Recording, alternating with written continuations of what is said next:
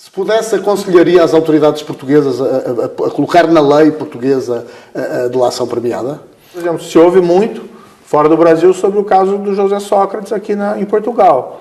Né? E assim, enfim, não sei quando que ele vai ser julgado, se ele vai ser julgado vai ser condenado, e se condenado ele vai ser punido, mas são questões pertinentes a serem feitas.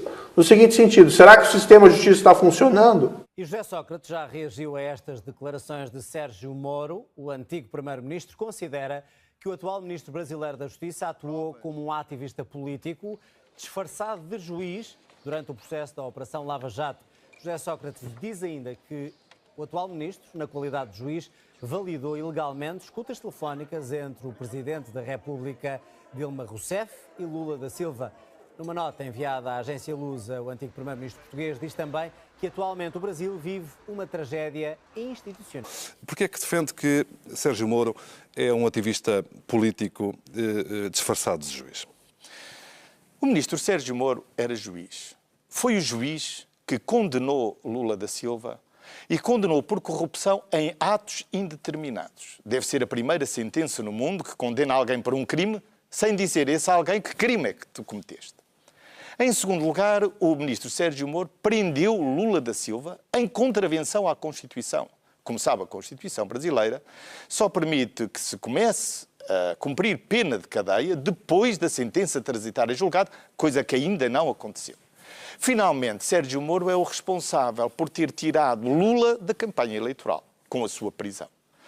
Ora, um ministro que comete todas estas ilegalidades durante um processo, e acrescento outra, para que não me esqueça, este juiz Sérgio Moro, quando começou o caso Lula da Silva, ele fez uma interseção telefónica, uma escuta telefónica entre a Presidente Dilma e Lula da Silva, uma interseção telefónica que era ilegal, ele validou-a, e não só a validou, como criminosamente a entregou à Rede Globo para ser divulgada. E com um objetivo político, o objetivo de impedir que Lula da Silva fosse nomeado chefe da Casa Civil de Dilma Rousseff. Todo este comportamento é um comportamento não de um juiz, mas de um ativista político.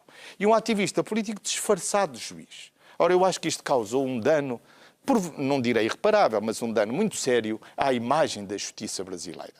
Porque a justiça, em qualquer sítio do mundo, vive de um pilar fundamental, que é a independência do juiz, a imparcialidade do juiz.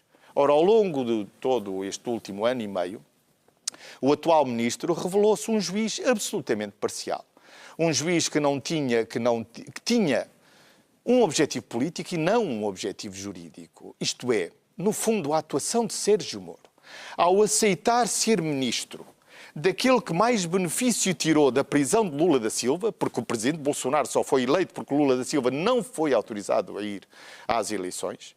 Ora, ao aceitar ir para ministro de Bolsonaro, que ganhou as eleições porque ele pôs o Lula na cadeia, ora, eu acho que isto é um comportamento que diz tudo sobre o dano que ele fez à reputação da justiça brasileira.